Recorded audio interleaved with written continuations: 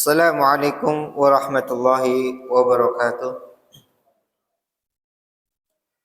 Innal hamdalillah nahmaduhu wa nasta'inuhu wa nastaghfiruh wa na'udzu billahi min shururi anfusina wa min sayyiati a'malina. Man yahdihillahu fala mudilla lahu wa man yudlil fala hadiyalah. Asyhadu an la ilaha illallah wahdahu la syarika lah wa asyhadu anna Muhammadan abduhu wa rasuluh. Ya ayyuhalladzina amanu taqullaha haqqa tuqatih wa la tamutunna illa wa antum muslimun. Ya ayyuhan nasu taqu rabbakumul ladzi khalaqakum min nafsin wahidah wa khalaqa minha zawjaha wa batha minhuma rijalan katsiran wa nisaa wattaqullaha alladzi tasaaluna bihi wal arham innallaha kana 'alaikum raqiba. Ya ayyuhalladzina amanu taqullaha wa qulu qawlan sadida yuslih lakum a'malakum wa yaghfir lakum dhunubakum wa man yuti'illaha wa rasulahu faqad faza fawzan 'azima. Amma ba'd, fa inna asdaqal hadithi kalamullah wa khairal huda huda nabiyyina Muhammadin sallallahu alaihi wasallam wa syarral umuri muhdatsatuha wa kullu muhdatsatin bid'ah wa kullu bid'atin dhalalah wa kullu dhalalatin finnar. Ikhwani wa akhwati, a'azanallahu iyyakum. Insyaallah malam hari ini kita akan membacakan kitab baru. Masih pembahasan tentang tazkiyatun nafus. Kitab yang diberi judul oleh penulisnya Manhajus Salaf fi Tazkiyatin Nufus, yang ditulis oleh Syekh Dr. Sa'id Sa'di bin Hamud Asy-Syammari hafizahullah ta'ala.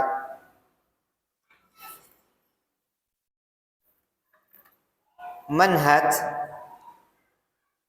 secara bahasa artinya metode atau cara atau jalan.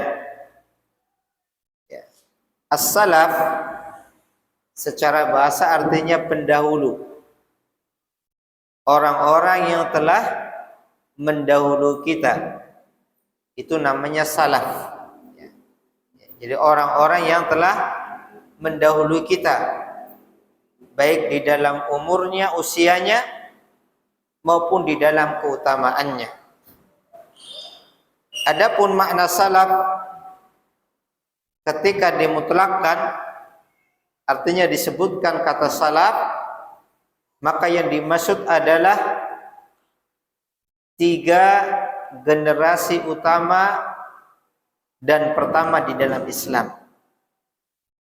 3 generasi pertama Islam dari sahabat, tabi'in, dan atba'ut tabi'in. Ini kata salaf secara mutlak. Di kalimat salaf, kata salaf ya secara mutlak artinya 3 generasi pertama di dalam Islam dari kalangan sahabat, tabi'in, dan atba'ut tabi'in. Inilah 3 generasi yang utama, terbaik di dalam Islam. 3 generasi terbaik sebagaimana sabda Rasulullah sallallahu alaihi wasallam, khairun nasi qarni thumma alladhina yalunahum thumma alladhina yalunahum. Kata Nabi sallallahu alaihi wasallam, sebaik-baik manusia adalah manusia yang hidup di zamanku, qarni. Siapa mereka? Para sahabat radhiyallahu alaihim ajma'in, para as-sabiqun al-awwalun min hadhil ummah, pendahulu umat ini, itu para sahabat. Karena definisi sahabat adalah orang-orang yang mereka bertemu dengan Rasulullah sallallahu alaihi wasallam, beriman kepada beliau dan meninggal di atas keimanan. Itu sahabat. Inilah generasi terbaik umat ini, kata Nabi sallallahu alaihi wasallam. Banyak hadis-hadis ya dari Al-Qur'an maupun hadis yang menunjukkan tentang keutamaan para sahabat Rasulullah sallallahu alaihi wasallam ridwanullah alaihim ajma'in. Allah Subhanahu wa taala berfirman, kuntum khaira ummatin ukhrijat linnas ta'muruna bil ma'ruf wa tanhauna 'anil munkar wa tu'minuna billah. Kalian adalah sebaik-baik umat yang Allah keluarkan di tengah-tengah manusia. Siapa mereka? Kaum muslimin. Dan yang lebih utama adalah para sahabat Rasul sallallahu alaihi wasallam. Mereka para sahabat radhiyallahu anhum ajma'in. Karena ketika ayat ini turun tidak ada kaum muslimin ketika itu kecuali para sahabat Nabi radhiyallahu anhum ajma'in. Dan juga di dalam ayatnya lain Allah juga mengatakan as-sabiqun al-awwalun minal muhajirin wal ansar walladzina tabauhum bi ihsan radhiyallahu anhum wa radu an. Generasi yang pertama lagi pendahulu dari kalangan muhajirin dan ansar, para sahabat. Inilah generasi terbaik.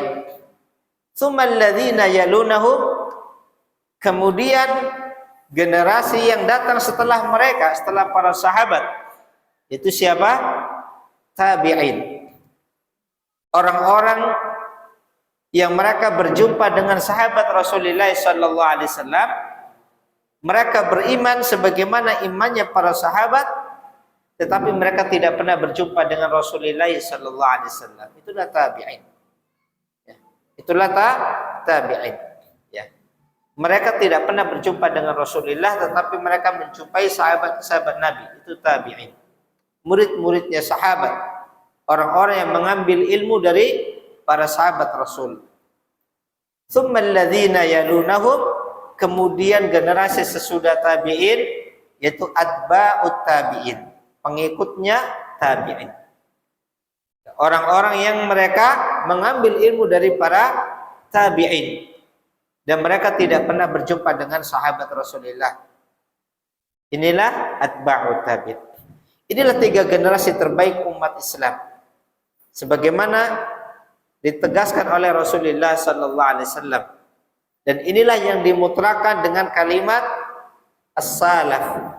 as-salafus saleh, generasi pendahulu yang saleh, yaitu para sahabat, para tabi'in dan atba'ut tabi'in. Adapun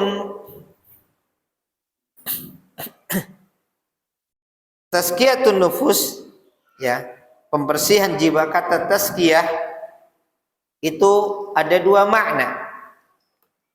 Makna yang pertama adalah pembersihan, membersihkan atau mensucikan. Itu makna tazkiyah yang pertama. Ya, tazkiyatun nufus berarti membersihkan jiwa, mensucikan jiwa dari kotoran-kotorannya, baik itu kesyirikan-kesyirikan ataupun kemaksiatan-kemaksiatan, kemungkaran-kemungkaran, dan akhlak-akhlak yang rendah yang tercela. Ini makna yang pertama dari tazkiyah, membersihkan atau mensucikan. Kemudian makna yang kedua dari tazkiyah adalah an-nama, menumbuhkan atau mengembangkan. Artinya apa? Menumbuhkan, mengembangkan jiwa dengan akhlak-akhlak yang mulia, dengan tauhid, dengan ittiba, dengan ketaatan dan akhlak-akhlak yang mulia. Maka di dalam kalimat tazkiyah ada mengandung dua makna, pensucian dan penumbuhan. Oleh karena itu zakat, ya, di antara fungsi zakat dua ini. Ya, zakatul mal fungsinya yang pertama membersihkan harta, yang kedua menumbuhkan atau mengembangkan harta. Itu makna zakat. Ya, karena kata tazkiyah dengan zakat itu masih satu akar kata. Ya, zakka yuzakki tazkiyatan. Ya, artinya membersihkan atau menumbuhkan. Di sini penulis yaitu Dr. Sa'di bin Hamud Asy-Syammari hafizallahu taala, beliau ingin menjelaskan tentang dasar-dasar tazkiyatun nufus, pembersihan jiwa, sebagaimana dijalankan, dipraktekkan oleh generasi salaf, itu oleh para sahabat Nabi, tabi'in dan atba'ut tabi'in. Bagaimana konsep tazkiyatun nufus menurut mereka? Karena tidak sedikit pada zaman kita sekarang ini berkembang model-model tazkiyatun nufus yang itu menyelisih jalannya para salafus saleh. Maka di sini beliau ingin coba mendudukkan bagaimana penekanan dan fokus perhatian para sahabat di dalam tazkiyatun nufus. Seperti apa? Ya, metode mereka atau manhaj, cara mereka di dalam membersihkan jiwanya. Dan insya Allah kita akan bersama-sama membaca kitab ini, dan mudah-mudahan ya kita sedikit banyak akan mengetahui bagaimana konsep tazkiyatun nufus yang dipegang oleh Rasulullah dan disampaikan kepada para sahabat beliau ridwanullah alaihim ajma'in. Ikhwani wa akhwati a'azanallahu iyyakum, kita akan membacakan muqaddimah dari kitab ini. Muqaddimah, pertama kali beliau membawakan khutbatul hajah, ya, muqaddimah khutbatul hajah yang biasa disampaikan oleh Rasulullah sallallahu alaihi wasallam di dalam ya khutbah-khutbah atau nasihat-nasihat yang beliau sampaikan. Dan ini juga sering kita dengarkan ya khutbatul hajah seperti ini. Innal hamdalillah. Jadi ini asalnya dari apa yang disampaikan Rasulullah sallallahu alaihi wasallam kepada para sahabatnya, dan kalau kita pelajari khutbatul hajah ini banyak pelajaran-pelajaran ya yang terkandung di dalamnya, baik dari sisi akidah, dari sisi akhlak, muamalah maupun yang lain. Innal hamdalillah, sesungguhnya segala pujian itu milik Allah. Nahmaduhu, kami senantiasa memujinya. Wa nasta'inuhu, dan kami senantiasa memohon pertolongan kepadanya. Wa nastaghfiruh, dan kami senantiasa memohon ampunan kepadanya. Wa na'udzu billahi min syururi anfusina wa min sayyiati a'malina. Setelah memuji Allah Subhanahu wa taala, memohon pertolongan kepadanya, memohon ampunan kepada Allah Subhanahu wa taala, kemudian Nabi di dalam khutbatul hajah ini beliau mengajarkan kepada kita untuk senantiasa berlindung kepada Allah dari keburukan-keburukan jiwa kita. Na'udzu billahi min syururi anfusina, berlindung kepada Allah dari keburukan-keburukan nafsu. Ya, dari keburukan-keburukan nafsu, sebagaimana Allah jelaskan bahwasanya nafsu memerintahkan kepada perkara-perkara yang buruk. Innan nafsa la'ammaratun bisu'. Oleh karena itu kita diperintahkan senantiasa berlindung kepada Allah Subhanahu wa taala dari keburukan-keburukan nafsu kita. Wa min sayyiati a'malina, dan juga kita diperintahkan berlindung kepada Allah, memohon perlindungan kepada Allah agar kita dijaga dari kejelekan-kejelekan amal perbuatan kita. Karena masing-masing manusia Allah berikan dua potensi, potensi kebaikan dan potensi keburukan. Dan kita diperintahkan untuk mengembangkan potensi kebaikan kita, dan kita diperintahkan pula untuk berlindung kepada Allah dari keburukan-keburukan tersebut. Kemudian dikatakan di sini, man yahdihillahu fala mudhillalah wa man yudlil fala hadiyalah.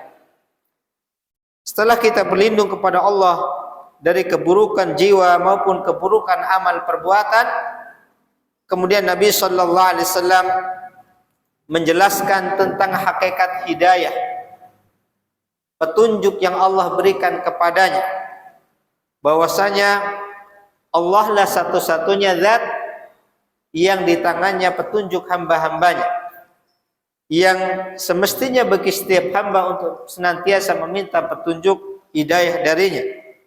Nabi mengatakan, man yahdihillahu fala mudhillalah, siapa yang Allah berikan hidayah kepadanya, fala mudhillalah, maka tidak ada satupun yang bisa menyesatkan. Seseorang yang telah Allah berikan hidayah, maka tidak ada yang bisa menyesatkannya. Karena al-hidayatu biyadillah, hidayah petunjuk itu di tangan Allah Subhanahu wa taala. Bagaimanapun seseorang menginginkan hidayah kepada saudaranya, kalau Allah belum memberikan ketetapannya, maka dia tidak akan mendapatkan hidayah. Sebaliknya, ketika Allah sudah memberikan hidayah kepada seseorang, maka mudah bagi Allah untuk menjadikan seseorang di atas jalan kebenaran. Man yahdihillahu fala mudhillalah, siapa yang diberikan hidayah petunjuk oleh Allah, maka tidak ada yang bisa menyesatkannya. Wa man yudlil, dan sebaliknya siapa yang Allah sesatkan, tersesatnya seorang hamba karena Allah sesatkan. Wa man yudlil, dan siapa yang Allah sesatkan, fala hadiyalah, maka tidak ada yang bisa memberinya petunjuk. Maka kita senantiasa memohon kepada Allah, ihdinas siratal mustaqim, tunjukkanlah kepada kami hidayah kepada jalan yang lurus, baik hidayatul ilmi wal bayan wal irsyad, hidayah ilmu, hidayah petunjuk, hidayah bimbingan kepada jalan yang benar, maupun hidayatut taufik wal amal, hidayah taufik, hidayah kekuatan oleh Allah untuk bisa mengamalkan ilmu yang sudah kita pelajari.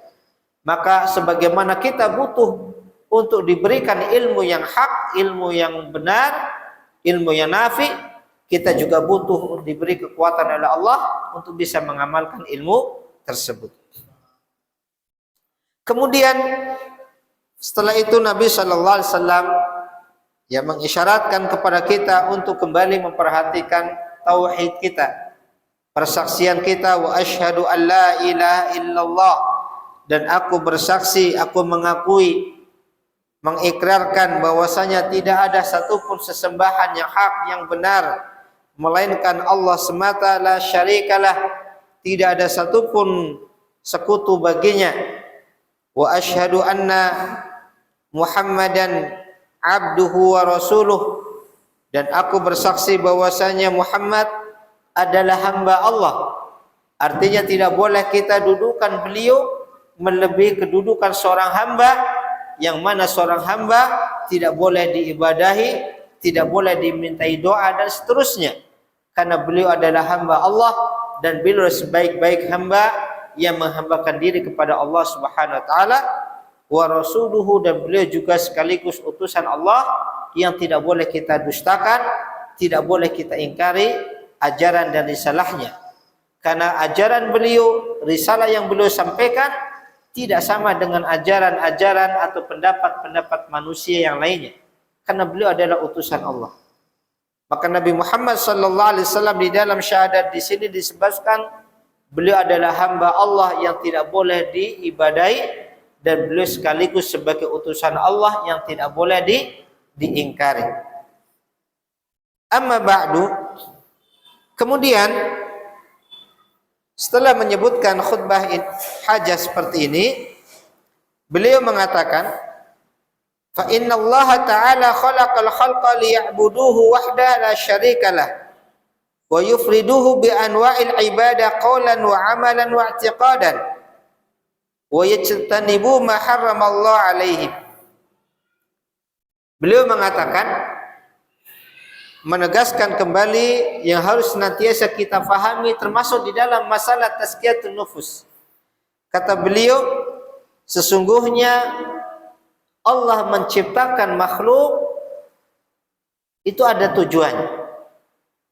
Sesungguhnya Allah menciptakan makhluk agar mereka beribadah hanya kepada Allah, tidak menyekutukannya, agar mereka menunggalkan Allah di dalam semua bentuk-bentuk ibadah, semua bentuk-bentuk pengagungan, semua bentuk-bentuk ketundukan, baik itu ibadah dalam bentuk ucapan-ucapan, doa-doa, permohonan-permohonan, zikir-zikir, maupun ibadah dalam bentuk amalan-amalan, persembahan-persembahan yang kita berikan, maupun ibadah dalam bentuk keyakinan-keyakinan yang ada di dalam hati. Wajtanibu ma harramallahu alaih, dan agar para hamba berusaha meninggalkan perkara-perkara yang Allah haramkan. Inilah tujuan Allah menciptakan makhluk, agar makhluk beribadah kepadanya, agar makhluk memurnikan ibadah hanya kepada Allah, meninggalkan, membuang semua bentuk-bentuk kesyirikan, ketergantungan kepada selain Allah, dan agar makhluk senantiasa meninggalkan apa yang Allah haramkan.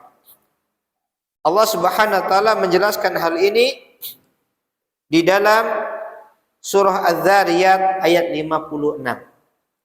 Wa ma khalaqtul jinna wal insa illa liya'budun. Tidaklah aku ciptakan jin dan manusia melainkan agar mereka beribadah kepadaku. Tidaklah aku, kata Allah, ciptakan jin dan manusia melainkan agar mereka hanya beribadah kepadaku. Inilah tujuan utama diciptakannya makhluk, agar mereka mengagungkan Allah Subhanahu wa taala, agar mereka membesarkan Allah Subhanahu wa taala, dan mereka memurnikan semua bentuk-bentuk ibadah hanya kepada Allah, meninggalkan ketergantungan, pengagungan kepada selain Allah Subhanahu wa taala. Kemudian setelah beliau menjelaskan tentang hakikat tujuan diciptakannya hamba, apa kaitannya dengan tazkiyatun nufus, membersihkan jiwa atau mendidik jiwa? Kata beliau, Wa hadhihi hiya haqiqatu tazkiyatun nafsi allati li ajliha khalaqallahu al-khalqa. Inilah sesungguhnya, kata beliau, hakikat sesungguhnya pembersihan jiwa, yang mana Allah ciptakan makhluk untuk tujuan tersebut. Jadi kaitannya antara tazkiyatun nafs, membersihkan jiwa hamba, dengan tujuan penciptaan manusia, itu sesuatu yang satu. Ya. Karena sejatinya membersihkan jiwa adalah bagaimana jiwa hamba dibersihkan dari semua bentuk-bentuk kekotoran yang merusak fitrah hamba, merusak fitrah jiwanya. Apa fitrahnya dia? Fitrahnya dia untuk ibadah kepada Allah. Maka segala sesuatu yang memalingkan jiwa dari penghambaan kepada Allah, memalingkan jiwa dari ketergantungan kepada Allah, itulah perkara-perkara yang merusak jiwa manusia. Itu sejatinya perkara-perkara yang harus dibersihkan. Bagaimana seorang hamba membersihkan jiwanya, kemudian mendidik jiwanya agar jiwanya kembali kepada fitrahnya. Apa fitrahnya jiwa? Beribadah kepada Allah Subhanahu wa taala. Itu fitrahnya. Maka dari sini tazkiyatun nufus, membersihkan jiwa, tidak bisa pisahkan dengan memurnikan tauhid, memurnikan ibadah. Ikhwani wa akhwati, a'azanallahu iyyakum. Nanti kita akan lihat perkembangan tazkiyatun nufus sampai sekarang, ya, penyimpangan yang begitu jauh dari tauhid akidah yang benar.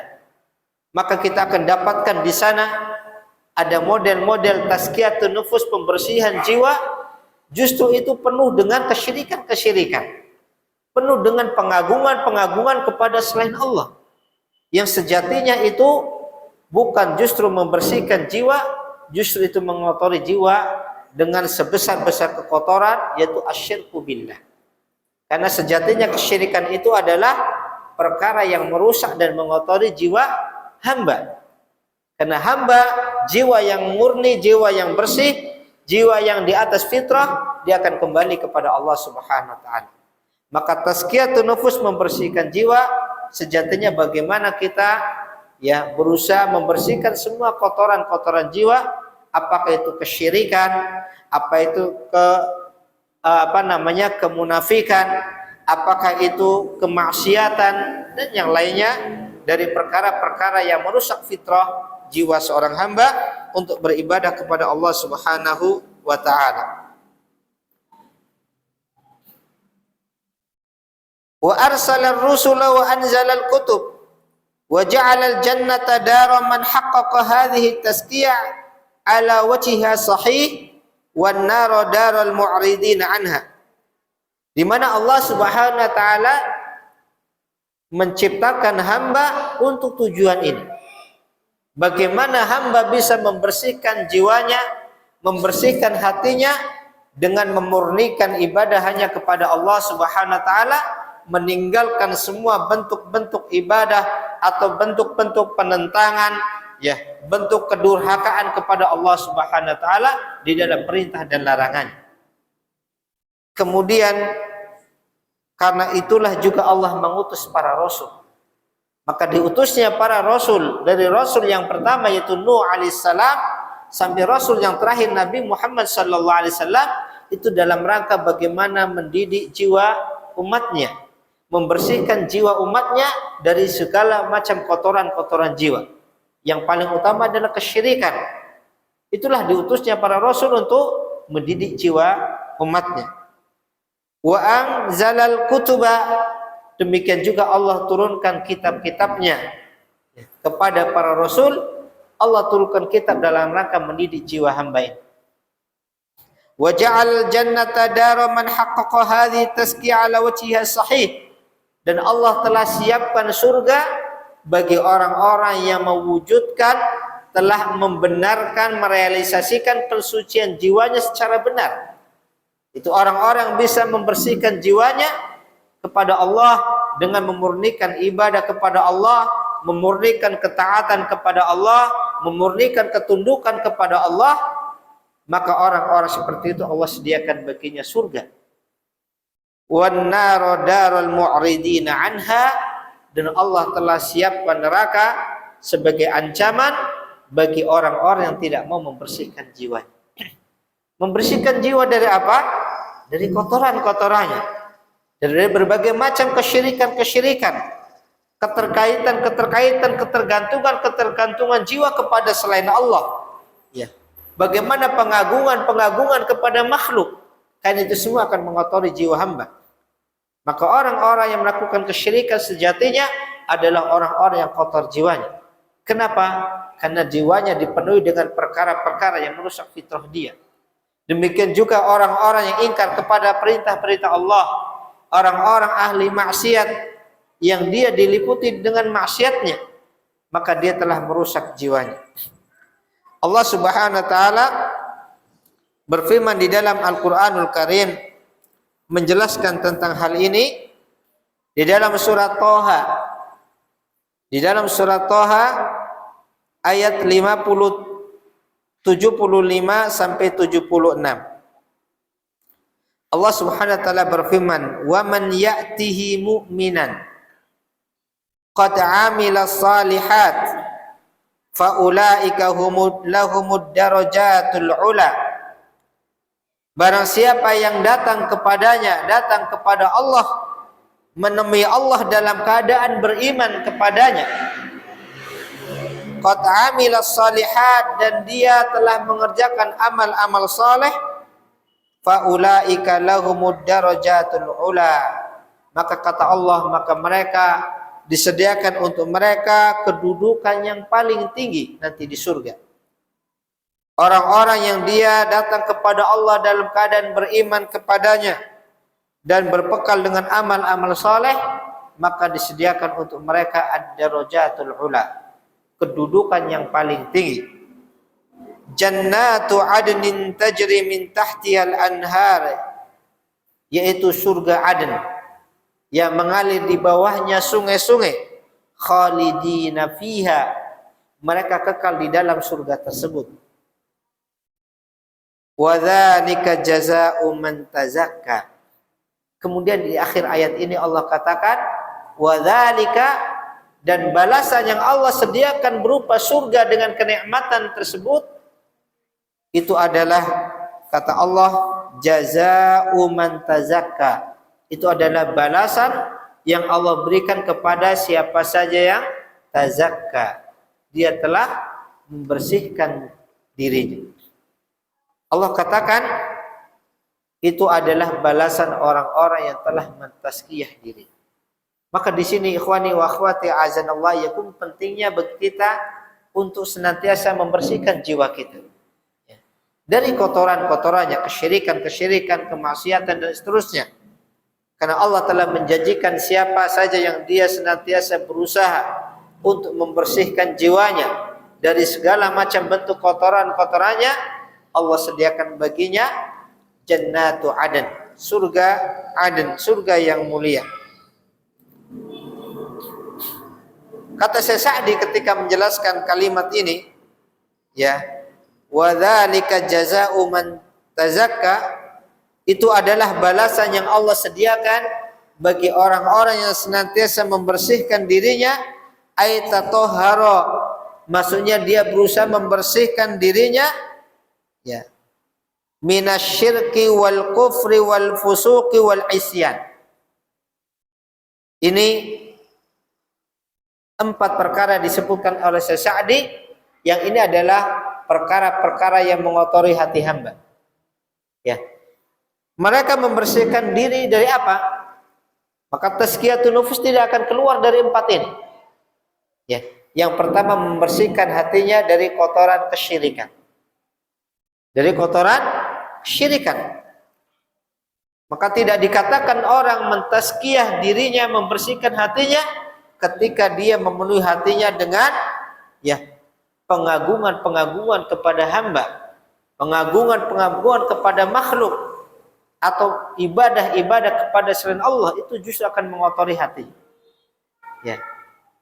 Karena tazkiyah itu bukan hanya sekedar akhlak-akhlak mulia, tapi yang paling pokok adalah tatahhar minasyirk, membersihkan hati bentuk-bentuk kesyirikan. Dan itu bukan perkara yang mudah. Apalagi orang yang mungkin terbiasa ya dididik dengan bentuk-bentuk kesyirikan. Terkadang susah meninggalkan kesyirikan. Butuh perjuangan dan butuh pertolongan dari Allah Subhanahu wa taala. Kenapa? Karena terbiasa hatinya dengan terikat dengan sesuatu. Ya. Kadang tidak mudah untuk meninggalkan tersebut. Ya. Ini yang pertama, yaitu membersihkan diri dari kesyirikan. Yang kedua apa? Wal kufur. Membersihkan hatinya dari kekufuran, pengingkaran kepada syariat Allah Subhanahu wa taala yang menyebabkan seseorang tidak mau tunduk kepada apa yang Allah tetapkan, apa yang Allah syariatkan. Betapa banyak sekarang kita dapatkan orang-orang, bahkan mereka yang mengatakan diri seorang muslim, dia masih berat terhadap syariat Allah Subhanahu wa taala. Ada pengingkaran di dalam hatinya, ketidaktundukan, tidak tunduk kepada apa yang ditetapkan oleh Allah di dalam syariat yang mulia. Maka kekufuran ini juga termasuk perkara yang merusak, mengotori hati hamba. Maka man tazakka, orang yang membersihkan dirinya, membersihkan dari kesyirikan, membersihkan dari kekufuran, wal fusuqa, dan dari kefasikan, dari perbuatan-perbuatan dosa dan maksiat. Karena perbuatan dosa dan maksiat ini akan merusak atau mengotori kesucian hati seorang hamba. Kemaksiatan-kemaksiatan ketika dibiarkan begitu saja, tidak ada usaha untuk bertobat darinya, maka semakin berat, semakin berat, semakin berat, sehingga seseorang terkadang tidak mampu meninggalkan. Berbeda ketika seorang mukmin Allah uji dengan suatu kemaksiatan, karena itu ujian dari Allah, kemudian dia bertobat kepada Allah, dia berusaha meninggalkannya. Kemudian dia jatuh lagi dalam kemaksiatan, ada pengingkaran dalam hatinya dan dia berusaha meninggalkannya. Hari demi hari dia bergelut dengan kemaksiatan-kemaksiatannya, dan begitu jatuh kemaksiatan dia berusaha bangkit, dia lawan, dia kembali kepada Allah, jatuh lagi dan seterusnya. Maka orang-orang seperti ini akan ditolong oleh Allah Subhanahu wa taala. Ada pengingkaran. Walaupun terkadang kita lemah, terkadang kita jatuh dalam kemaksiatan, tetapi ketika dia memahami itu suatu bentuk kemaksiatan, itu suatu bentuk kezaliman kepada Allah Rabbul Alamin, kemudian dia menyesali dan dia kembali kepada Allah, maka Allah mencintai hamba-hamba yang demikian. Kemudian yang terakhir wal isyan, dan juga dari isyan, yaitu dari dari penentangan, dari kedurhakaan, tidak taat kepada perintah-perintah yang Allah perintahkan. Inilah 4 perkara yang disebutkan oleh Syekh Sa'di. Maksud dari orang yang membersihkan hatinya dari kesyirikan, dari kekufuran, dari kefasikan, dan dari kemaksiatan. Insyaallah kita lanjutkan pada azan.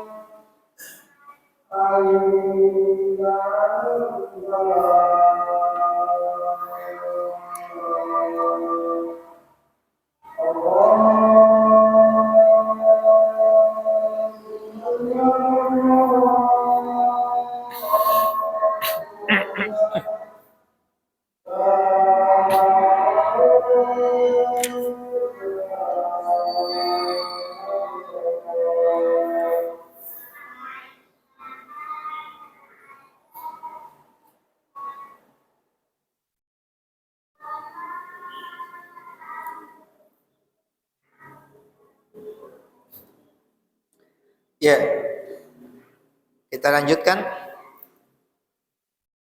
Kemudian kata Syekh Sa'di masih menjelaskan, menafsirkan surat Thaha ayat 57 sampai 56 di sini. Kata Syekh Sa'di,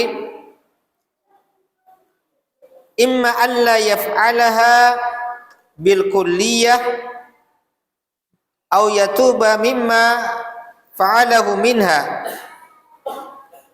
Orang yang membersihkan diri dari perkara-perkara tersebut, membersihkan hatinya dari kesyirikan, dari kekufuran, dari kefasikan, dan dari kemaksiatan, baik dia tidak melakukan perkara-perkara itu semua, atau dia bertobat dari perkara-perkara yang sudah dia kerjakan sebelumnya. Ya. Artinya, ya, baik dia meninggalkan perkara-perkara itu semuanya, atau dia bertobat, ya, dari perkara-perkara yang sudah dia kerjakan sebelumnya, maka itu termasuk orang yang membersihkan diri. Ya. Wa zaka aidan nafsah, kemudian dia membersihkan jiwanya, mendidik jiwanya, wa namaha bil imani wal amali saleh, dan dia berusaha mengembangkan, menumbuhkan jiwanya dengan keimanan, ya, menyuburkan jiwanya dengan keimanan dan amal soleh. Ya. Inilah orang-orang yang akan dijanjikan oleh Allah surga Aden. Orang-orang senantiasa berusaha mendidik jiwanya, membersihkan jiwanya, kemudian dia didik jiwanya dengan keimanan yang benar dan juga dengan amal-amal soleh. Kemudian di dalam ayat yang lain, Allah Subhanahu wa taala, ya, menjelaskan, ya, mengancam orang-orang yang tidak mau membersihkan jiwanya. Allah mengancam orang-orang yang tidak mau membersihkan jiwanya di dalam surat Fussilat. Surat Fussilat ayat 6 sampai 7. Wa wailul lil musyrikin. Ini potongan surat Fussilat. Wa wailul lil musyrikin. Dan celakalah bagi orang-orang musyrik, alladzina la yu'tuna zakah, yaitu orang-orang yang tidak menunaikan zakat. Zakat baik dalam arti zakat mal yang Allah wajibkan, atau zakat dalam arti pembersihan jiwa. Karena makna zakat itu dua, ya. Wa hum bil akhirati hum kafirun, dan mereka ingkar dengan kehidupan akhirat. Kata Syekh Sa'di, ay alladzina abidu min duni man la yamliku naf'an wala dharran wala mautan wala hayatan wala nusyura. Yang dimaksud ayat ini, orang-orang musyrik di sini yang Allah ancam dengan kecelakaan bagi mereka, yaitu orang-orang yang beribadah kepada selain Allah, beribadah kepada sesuatu yang sejatinya tidak bisa mendatangkan manfaat maupun bahaya, tidak bisa mendatangkan, ya, kematian atau kehidupan, dan juga kebangkitan setelah kematian. Itulah sembahan-sembahan orang-orang musyrik yang sejatinya itu semua tidak memberikan kebaikan sedikit pun kepada mereka, dan mereka telah diperdaya oleh syaitan. Wadanasu anfusahum, dan mereka telah mengotori jiwa-jiwa mereka dengan kesyirikan-kesyirikan tersebut. Falam yuzakkuha, mereka tidak membersihkan jiwanya bitauhidi rabbihim wal ikhlasilah. Tidak membersihkan jiwanya dengan apa? Dengan memurnikan ibadah, mentauhidkan Rabb mereka, Tuhan mereka, dan memurnikan, mengikhlaskan ibadah hanya kepadanya. Walam yusallu walam zakku, mereka tidak menegakkan salat, juga tidak menunaikan zakat. Fala ikhlasa lil khaliq bitauhid wassalah, mereka tidak memurnikan ibadah kepada penciptanya dengan mentauhidkannya maupun menegakkan salat. Wala naf'alil khalqi bizakati wa ghariha, demikian juga mereka tidak memberikan kebaikan manfaat kepada makhluk dengan zakat maupun yang lain. Kemudian Allah Subhanahu wa taala juga berfirman terkait masalah pentingnya tazkiyatun nufus ini di dalam surat Asy-Syams. Surat Asy-Syams ya. Wasyamsi wa duhaha wal qamari idza talaha, dan seterusnya. Allah bersumpah ya dengan makhluk-makhluknya, dengan matahari, dengan bulan, dengan malam, dengan siang, langit dan bumi ya. Kemudian wan nafsi wa ma sawwaha, dan juga dengan jiwa ya manusia dan apa-apa yang Allah sempurnakan padanya. Kemudian setelah Allah bersumpah dengan itu semua ya, dengan perkara-perkara yang besar itu semua, Allah mengatakan qad aflaha man zakkaha wa qad khaba man dassaha. Allah sebutkan ada dua manusia. Yang pertama, sungguh aflaha, telah beruntung ya. Siapa? Man zakkaha, siapa saja yang membersihkan jiwanya. Allah katakan sungguh telah beruntung siapa saja yang dia senantiasa membersihkan jiwanya. Wa qad khaba, dan sungguh telah merugi man dassaha, siapa yang mengotori jiwanya. Maka beruntung orang-orang senantiasa berusaha membersihkan jiwanya dengan apa? Dengan tauhid, dengan ibadah, dengan ketaatan, dengan amal-amal saleh, menjauhkan dari bentuk-bentuk kesyirikan dan kotoran-kotoran yang lainnya. Dan rugilah orang-orang yang dia telah mengotori jiwanya dengan kesyirikan ya, dengan kemaksiatan, kekufuran, kemaksiatan yang lainnya. Kemudian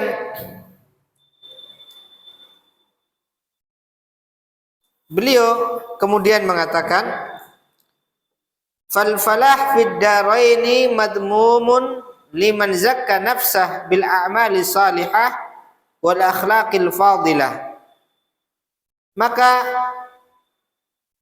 keberuntungan, kesuksesan baik di dunia maupun akhirat, Allah ya, jaminan kesuksesan, jaminan keberuntungan, kemenangan Allah sediakan bagi orang-orang yang dia ya senantiasa membersihkan jiwanya dengan amal-amal saleh dan akhlak-akhlak mulia.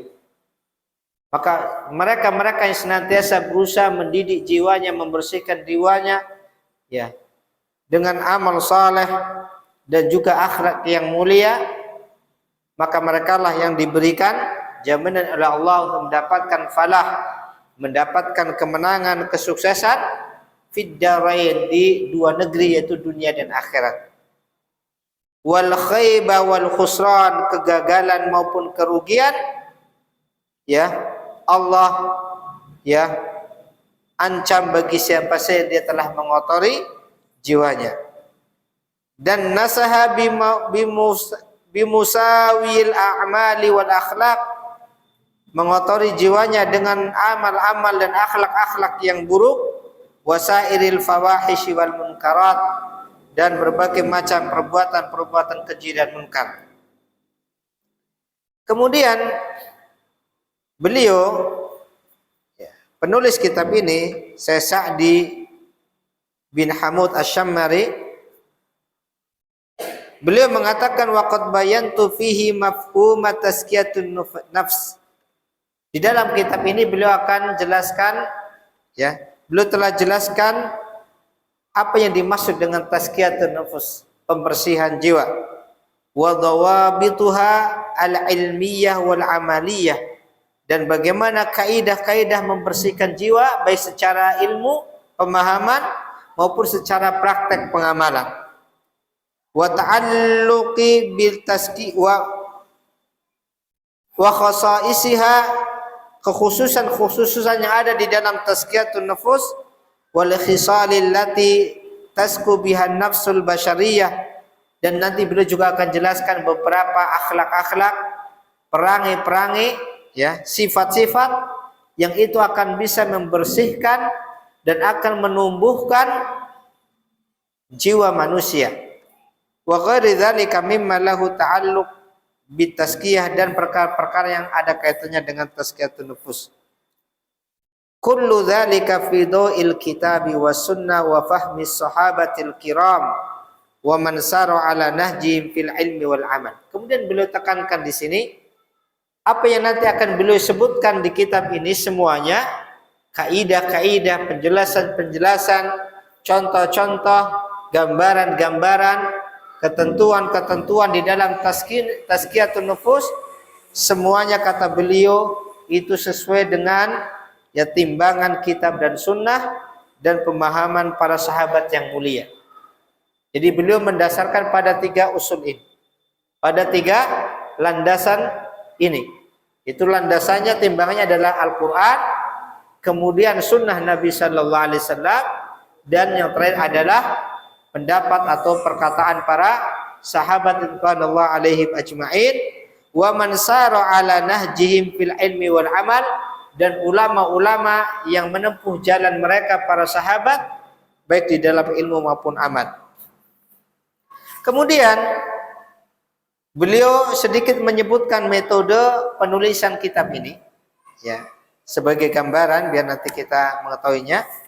Kata beliau, metode penyusunan kitab ini, wasirtu fihi ala tariqatil imamil muslih al-mujaddid Muhammad ibn Abdul Wahhab rahimahullah fi kitab tauhid.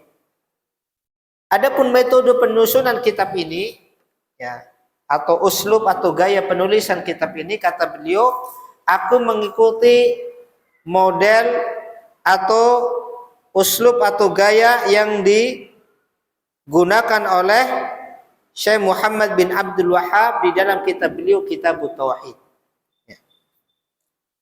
Bihaitsu yaj'alu baban thumma yasduru bi ayatin wa ahadits wa atharin 'anis sahaba wa man tabi'ahum bi ihsan, thumma yu'aqibul baba bi fawaid tubayyinu maqsudahu minhu wa tukshifu an muradihi bi tilka nusus syar'iyyah. Bagaimana metode yang digunakan oleh Syekh Muhammad bin Abdul Wahhab di dalam Kitab Tauhid? Bagi yang mungkin sudah pernah mengaji Kitab Tauhid akan tahu metodenya.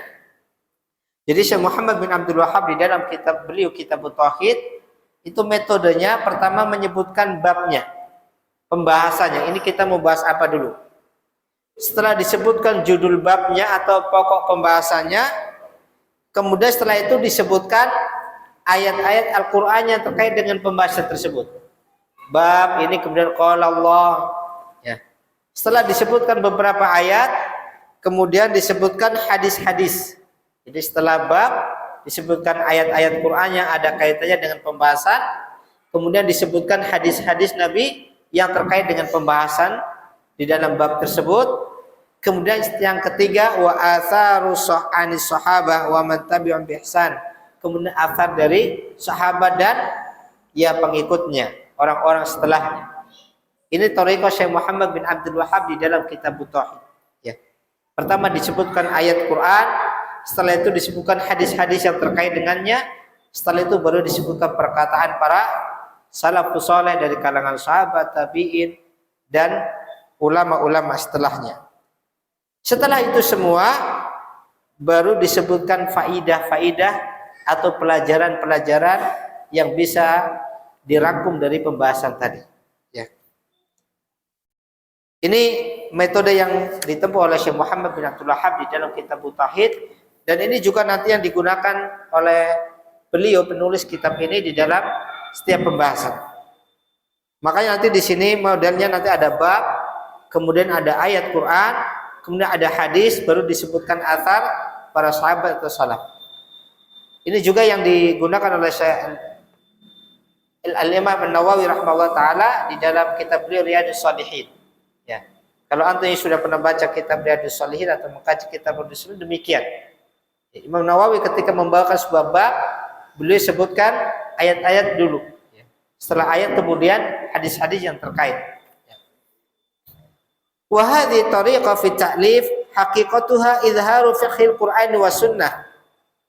Metode penulisan seperti ini kata beliau yaitu membawakan sebuah pembahasan, kemudian dibawakan dalil dari Quran, setelah itu baru hadis, setelah itu baru perkataan para salaf. Ini sesungguhnya adalah upaya untuk menampakkan fikih kitab dan sunnah. Bagaimana kita memahami Al-Quran dan hadis Nabi Sallallahu Alaihi Wasallam dengan bimbingan perkataan para salaf. Ya. Fi bayani masailil lati ullifa li ajliha, untuk menjelaskan pokok-pokok permasalahan yang ditulis. Ya. Ma'il haqin namadzid min aqwali wa ahwali sahabah, dengan ya menyandingkan contoh-contoh dari perkataan-perkataan dan perbuatan-perbuatan nasu sahabat. Jadi ini metode beliau ketika membahas pembahasan bab tentang apa, ya bab tentang apa sesuatu, kemudian beliau sebutkan ayat-ayat yang kaitannya dengan pembahasan tersebut, kemudian disebutkan hadisnya, baru disebutkan perkataan atau perbuatan sahabat. Ya, contoh-contohnya.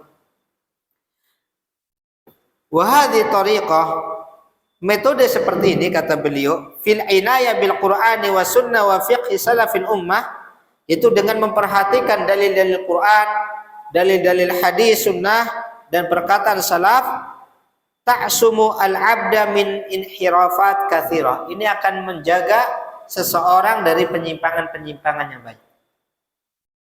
Karena sebagaimana disinggung di awal, di dalam pembahasan tazkiyatun nufus banyak sekali penyimpangan-penyimpangan. Kalau kita tidak berhati-hati akan jatuh dalam bentuk-bentuk kesyirikan, bentuk-bentuk khurafat itu banyak. Ya. Kenapa? Karena tidak punya perhatian besar di dalam ya memahami kitab dan sunnah dan perkataan salaf. Terlalu ya berdalam-dalam di dalam memperturuti ya logika, akal, perasaan, dzauq dan seterusnya. Ya, sebagaimana ini banyak dilakukan orang-orang yang menyelisih kitab dan sunnah. Ya, sehingga karena memperturutkan perasaan, memperturutkan akal, ya logika dan seterusnya, tidak punya perhatian kepada kitab dan sunnah dan perkataan salaf, akhirnya banyak terjatuh dalam penyimpangan. Adapun dengan model seperti ini, menjelaskan kitab Al-Quran, menjelaskan hadis, kemudian disebutkan setelah itu perkataan para salaf, maka ini akan menjaga seseorang dari penyimpangan-penyimpangan yang banyak. Fi babil aqidah awis syariah aw tazkiyatin nufus wal akhlak. Baik di dalam masalah akidah, di dalam masalah syariat, hukum-hukum syar'i, atau di dalam masalah tazkiyatun nufus atau masalah mendidik jiwa. Itu semuanya kata beliau ya yang paling selamat dengan metode seperti ini. Ya, disebutkan dalil-dalil kitab dan sunnah, kemudian diikuti dengan penjelasan para salafus saleh. Kemudian beliau sebutkan sedikit contoh-contoh. An Ibnu Umar radhiyallahu anhuma. Ini beliau membawakan contoh bagaimana sikap para sahabat, ya, mensikapi orang-orang yang menyelisih jalan mereka di dalam memahami kitab dan sunnah. Ja'an Ibnu Umar radhiyallahu anhuma, telah datang sebuah riwayat dari Abdullah bin Umar, semoga Allah meridhai keduanya. Abdullah bin Umar itu salah satu ulamanya sahabat. Di situ ada Abdullah bin Umar atau Ibnu Umar, ada Abdullah bin Mas'ud, ya, Ibnu Mas'ud, Abdullah bin Abbas, Ibnu Abbas. Ini ulama-ulama yang dari mereka nanti akan banyak lahir generasi-generasi ulama ya dari kalangan tabi'in. Dari Abdullah bin Umar, annahu marra bi rajulin saqitin min ahli al-Iraq. Suatu ketika Abdullah bin Umar melewati seseorang yang pingsan atau terjatuh ya dari penduduk Irak.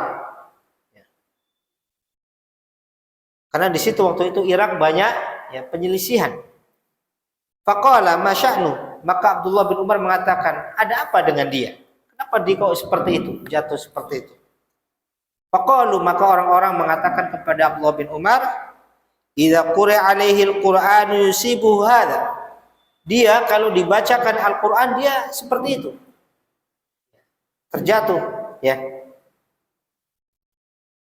Faqala, maka Abdullah bin Umar mengatakan, inna la nakhsyallaha azza wa jalla. Kami para sahabat, kata Abdullah bin Umar, inna kami di sini maksudnya apa? Para sahabat Rasul. Kami la nakhsyallah, sungguh kami adalah orang-orang yang senantiasa takut kepada Allah. Wa manasqutu, tapi kami tidak seperti itu.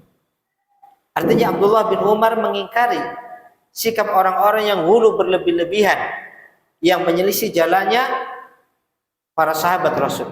Artinya kami para sahabat itu orang yang takut kepada Allah, tapi kami sikapnya tidak seperti orang ini. Jadi Abdullah bin Umar hujahnya dengan siapa? Sahabat. Artinya sahabat Nabi itu tidak seperti itu sikapnya. Wa qila li Asma radhiyallahu anha. Kemudian suatu ketika Asma pernah ditanya, kaifa kana ashabu Nabi sallallahu alaihi wasallam inda qiraatil Quran? Bagaimana sikap para sahabat ketika baca Quran? Qalat, maka Asma mengatakan, kanu kama dzakarahumullah. Keadaan mereka ketika baca Quran itu sebagaimana yang Allah sebutkan. Au kama wasafahumullahu, atau seperti apa yang telah Allah jelaskan keadaannya. Tadma'u a'yunuhum, air mata mereka mengalir. Wa taksya'irru juludahum, dan kulit-kulit mereka bergetar. Faqila laha, kemudian disampaikan kepada Asma, inna hahuna, sesungguhnya di sini di daerah ini, rijalan, ada beberapa manusia, ada beberapa orang, idza quri'a ala ahadihimul Qur'an ghusyi alaih. Ketika Al-Qur'an dibacakan kepada mereka, mereka langsung pingsan. Artinya ya, yang menyampaikan kepada Asma radhiyallahu anha ingin menyampaikan ini lebih hebat dari sahabat. Bukan hanya sekedar meneteskan air mata, bukan hanya sekedar bergetar, tapi bahkan sampai jatuh pingsan. Faqalat, maka Asma mengatakan, a'udzu billahi minasyaitonir rajim. Aku berlindung kepada Allah dari syaitan yang terkutuk. Artinya ini suatu bentuk penyimpangan. Ini sikap gulu berlebih-lebihan yang menyelisih jalannya para sahabat Nabi radhiyallahu anhum. Bukan malah memujinya, menyanjungnya, wah hebat sekali. Terkadang kita dapatkan di zaman kita sekarang orang-orang yang hulu berlebih-lebihan, dan mereka menganggap dirinya lebih hebat dari para sahabat Rasul, dari para salafus saleh, ya, dengan sikap yang mereka tunjukkan. Tapi bagaimana penilaian Asma? Asma bukan memujinya. Asma malah mengucapkan kalimat ta'awud, a'udzu billahi minasyaitonir rajim. Aku berlindung kepada Allah dari syaitan. Ini gangguan syaitan. Ini talbis iblis, tipu daya syaitan yang akan menjauhkan manusia dari jalannya para sahabat Rasul ridwanullah alaihim ajma'in. Hadza likamali hadis sahabah, ini menunjukkan kesempurnaan petunjuk sahabat. Di sahabat itu punya petunjuk, ya. Wa dha'fi hali man kharaja an hadihim, dan menjelaskan bagaimana kelemahan orang-orang yang menyelisihi jalan mereka. Kemudian kisah yang lain menunjukkan bagaimananya ya istiqomahnya sahabat. Dzukira anna Aisyah radhiyallahu anha ra'at unasan yamsuna wa yatamawatuna fi misyatihim. Ada sebuah kisah bahwasanya Aisyah ummul mukminin, Aisyah radhiyallahu anha pernah melihat unasan, sekelompok manusia, yamsuna wa yatamawatuna fi misyatin, yang berjalan dan dia tamawatun itu apa? Menunjukkan apa? Seperti lunglai atau lemas dalam berjalannya, seperti tidak bersemangat, ya. Atau seperti orang yang apa merasa kecapean dan seterusnya. ya, berpura-pura lemas, yatamawatuna, ya, di dalam cara jalan mereka. Fasa'alat an haula'i, maka Aisyah Ummul Mukminin tanya, itu mereka itu siapa? Kok seperti itu jalannya? Ya, faqila laha, maka disampaikan kepada Aisyah Ummul Mukminin, nussa ai anna haula'i ubad, itulah orang-orang ahli ibadah, orang-orang yang banyak beribadah. Sehingga saking kuatnya ibadahnya, jalannya pun demikian, tidak sebagaimana umumnya manusia, menunjukkan dia capeknya, dia lemahnya dan seterusnya karena kuatnya ibadah dia.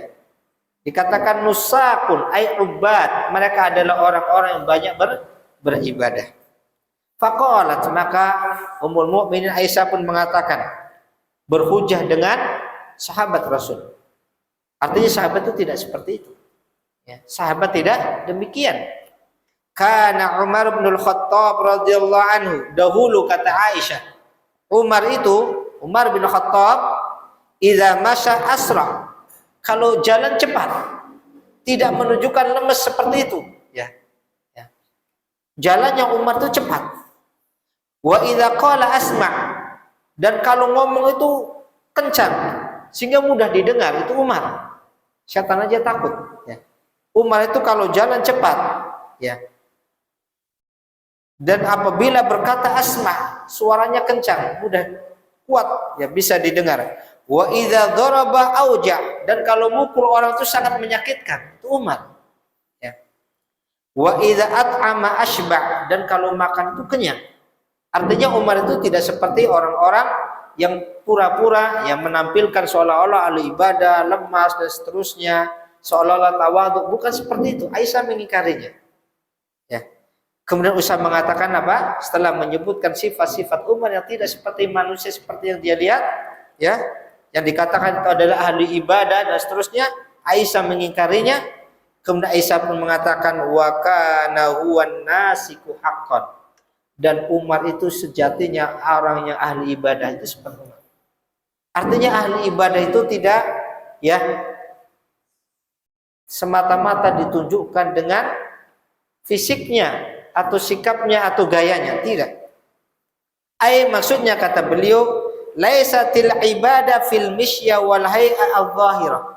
Sejatinya ibadah itu bukanlah ditunjukkan dengan cara berjalannya atau penampilan-penampilan yang luar. Yang terkadang di zaman kita ini banyak menipu manusia, ya. Penampilan-penampilan pakai sorban, pakai ini, ya. Ya, seolah orang tawadhu, ya, ahli ibadah, tetapi keyakinannya banyak yang batil, ya, pendapat-pendapatnya banyak yang menyimpang, jauh dia dari ketaatan kepada Allah, dari ketaatan kepada Rasul, sangat membenci hadis-hadis Rasul, sangat membenci syariat Rasul, ya, bahkan dia mengagung-agungkan perkataannya, dia mengagung-agungkan pendapatnya, maka itu bukan ahli ibadah, ya. Ummul Mukminin Aisyah mengatakan wa kana huwan nasiku haqqan, Umar itu adalah orang ahli ibadah yang sebenarnya, ya. Wa innamal ibadatu bi tahqiqil ikhlasi lillah wal mutaba'ati li hadyir rasul. Kata beliau, sejatinya ahli ibadah, yang dikatakan ahli ibadah sejati adalah ahli ibadah yang dia menerapkan dua dasar ini. Yang pertama, dia senantiasa berusaha memurnikan ibadahnya kepada Allah dengan meninggalkan semua bentuk-bentuk kesyirikan, dan dia senantiasa ittiba, mengikuti sunnah Rasulullah SAW dengan meninggalkan perkara-perkara bid'ah yang menyelisih syariat Rasul SAW. Itulah ahli ibadah. Itulah ahli ibadah yang sejati. Itu orang-orang senantiasa memurnikan ibadahnya kepada Allah, dan orang-orang yang senantiasa memurnikan itibanya, mengikuti syariat Rasulullah SAW, mengagungkan syariat Rasul, mengagungkan ajaran Rasul, mengagungkan sunnah Rasul, dan meninggalkan semua bentuk-bentuk penyimpangan yang menyelisih syariat Rasulullah SAW. Ini ikhwani wa akhwati a'azanallah yakum. Kemudian sedikit saya tambahkan, beliau mengatakan qala Ibnu Rajab rahimahullah mubinan ba'du anwa'il inhirafat al-waqi'ah fi bab tazkiyatin nufus. Ibnu Rajab mengatakan ketika menjelaskan, ya, berbagai macam bentuk-bentuk penyimpangan-penyimpangan yang terjadi di dalam masalah tazkiyatun nufus dan di dalam masalah pensucian jiwa, masalah mendidik hati, amalan-amalan hati, dan bagaimana sikap ulama mensikapi hal tersebut. Kata Ibnu Rajab, wa mimma uhditsa minal ulum, dan termasuk di antara ilmu yang dibuat-buat, ilmu yang dikarang-karang di dalam masalah tazkiyatun nufus adalah al-kalamu fil ulumil batinah, itu pembicaraan tentang ilmu-ilmu batin. Ini banyak dilakukan orang-orang sufi dan semodel dengannya. Ketika mereka membahas masalah tazkiyatun nufus, mereka membahas banyak masalah istilah-istilah ilmu-ilmu batin. Ilmu-ilmu batin. Minal ma'arifi wa a'malil qulub wa tawabi'i dzalik, dari masalah ma'rifat, ya, masalah hakikat sesuatu, ya, dan amalan-amalan hati dan pengikut-pengikutnya, bimujarradir ra'yi wadz-dzauqi awil kashfi, yang mana ilmu itu dibangun semata-mata karena pendapat, karena perasaan, dan karena kasyaf. Kasyaf, tahu kasyaf? Kasyaf itu menyingkap hakikat sesuatu dengan mata batin. Itu istilah mereka. Ya. Jadi mereka ketika membahas itu semua, kita tidak dapatkan Quran maupun Sunnah, apalagi perkataan salaf. Tapi mereka dasarnya apa? Dzauq, dengan perasaan, atau dengan kasyaf, dengan penyingkapan pada mata batin, atau dengan bimujarradir ra'yu, dengan semata-mata pendapat, logika dan seterusnya. Sehingga mereka banyak menyimpang dari jalan para salafus saleh. Wa fihi khatarun azim, dan di dalam sikap demikian ketika membahas masalah tazkiyatun nufus hanya semata-mata dengan pendapat, dengan perasaan, dengan kasyaf, dengan mata batin dan seterusnya, itu ada bahaya yang besar. Waqad ankarahu a'yanul a'immah, dan para imam-imam, ya, telah mengingkarinya, kal imami Ahmad wa ghairi, sebagaimana Imam Ahmad dan yang lainnya. Kemudian beliau mengatakan pembahasan masalah ini, penyimpangan-penyimpangan di dalam tazkiyatun nufus ini semakin lama semakin meluas, ya. Celah-celah penyimpangan semakin membesar, ya, sehingga di dalam tazkiyatun nufus sampai pada tingkat adanya kekufuran, penentangan kepada syariat, ya, sikap menentang atau tidak tunduk kepada syariat Rasul, kemunafikan. Kemudian kata beliau, di antara bentuk penyimpangan yang lain, dakwah anna auliya Allah afdal minal anbiya, sampai adanya klaim, adanya keyakinan bahwasanya wali-wali itu kedudukannya lebih tinggi dari para nabi. Ini di dalam pembahasan mereka tazkiyatun nufus, model-model sufi dan sebagainya banyak. Sampai mereka meyakini apa? Wali-wali mereka itu punya kedudukan yang lebih tinggi dari para nabi. Ini jelas-jelas penyimpangan. Au annahum mustaghnuna anhum, atau ya pengakuan atau keyakinan bahwasanya wali-wali itu sudah tidak butuh syariatnya para nabi. Itu syariat nabi itu untuk orang-orang biasa. Adapun kalau sudah wali-wali itu sudah tidak butuh dengan syariatnya para nabi. Ini semuanya adalah penyimpangan yang tidak benar. Ya. Maka adkhalu fi hadha tariqi asya'a katsira laysa minad dini fi syai'. Di dalam model-model tazkiyatun nufus yang batil seperti ini, yang menyelisih jalan salaf seperti ini, mereka memasukkan berbagai macam ajaran-ajaran, berbagai macam model-model, amalan-amalan, ritual-ritual yang itu sama sekali tidak ada dasarnya dalam agama. Tidak pernah dikenal para salaf. Kalau tadi Aisyah ketika melihat orang yang gayanya jalannya saja lemas gitu langsung dibantah Aisyah. Bagaimana dengan sekarang? Ya, akan dibantah. Ya, seperti itu saja Ibnu Umar ketika melihat orang yang dibaca Quran dia langsung pingsan, itu dibantah oleh Ibnu Umar. Tidak seperti itu para sahabat Nabi. Bagaimana dengan orang-orang sekarang yang mereka mengatakan membersihkan jiwanya, kemudian dia menggunakan cara-cara tidak pernah dikenal para sahabat. Di antara bentuk amalan-amalan atau sesuatu yang sama sekali tidak dari Islam kemudian dimasukkan di dalam masalah ini, kata beliau, ya, za'mu annahu yahsulu bihi tarqiqul qulub wal ghina war ruqas. Ada di antara mereka model-model tazkiyah ini untuk melunakkan hati, kata mereka, biar hati itu lembut, biar hati kita mudah tersentuh. Itu caranya dengan mendengarkan nyanyian-nyanyian, warruqas, dan tarian-tarian. Makanya kita lihat di model-model sufi, mereka ya menggunakan musik-musik, ya, nyanyian-nyanyian, tarian-tarian. Kalau ditanya apa tujuannya? Untuk melembutkan hati, untuk melunakkan hati, kata mereka. Dan ini tidak dikenal di kalangan para sahabat model seperti ini. Wa ba'duha za'amu anna yuradu li riyadin nufus ka ishqi suwaril muharrama wa nadhriha. Ada sebagian yang lain untuk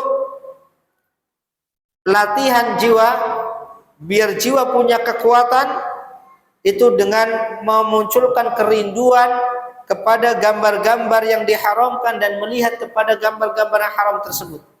Itu ada model-model seperti itu. Ini untuk melatih kekuatan jiwa dengan seperti itu. Wa ba'du za'amu annahu likasri nufus wa tawadu ka syahratil libas.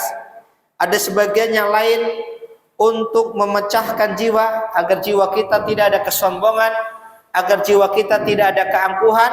Caranya dengan menggunakan pakaian-pakaian yang menjadi ciri khas, yang compang-camping, yang jahitan-jahitan.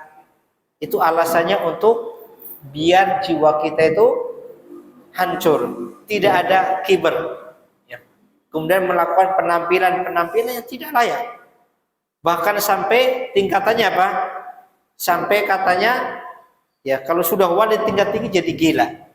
Itu dalam rangka dia ingin merendahkan dirinya agar tidak mendidik jiwanya, tidak ada kesombongan dengan menampakkan kegilaan di hadapan manusia.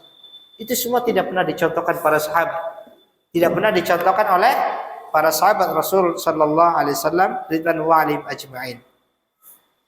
Wa ghairi dzalika mimma lam ya'ti bihi syariah, dan ajaran-ajaran yang lain yang tidak pernah datang syariat menjelaskan seperti itu, ya. Ikhwani wa akhwati azanallahu, ini yang bisa kita bacakan pada kesempatan malam hari ini, muqaddimah, pengantar dari manhajus salaf fi tazkiyatun nufus, dan masih ada beberapa muqaddimah yang akan beliau sampaikan, ya. Kemudian terkait dengan fasal-fasal atau poin-poin yang akan beliau sampaikan di kitab ini, insyaallah kita lanjutkan di kesempatan berikutnya biidznillah, dengan izin Allah.